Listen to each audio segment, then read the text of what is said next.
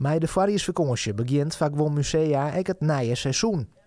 Het Fiskershuske in Moddergat is nu voor de tweede week open en wordt alweer aardig voen door toeristen.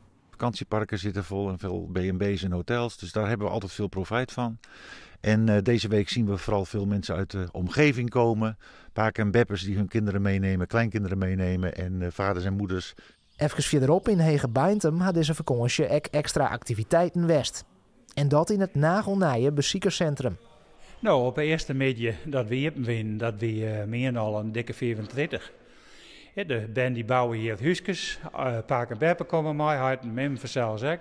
Weer een heel gezellige boel. Het nieuwe gebouw brengt voor de komende jaren ook hegere verwachtingsmij. Ja, we willen op den duur graag toe naar 12.000 bezoekers per jaar. Dat waren er afgelopen jaar tegen de 8.000. Nou, dat gaan we niet in 1 jaar halen. Dat zou wel heel optimistisch zijn. Maar als we elk jaar met 1.000 omhoog zouden kunnen gaan, zou dat wel heel mooi zijn. Doch binnen ook zwargen. Vooral bij het Fiskershuske.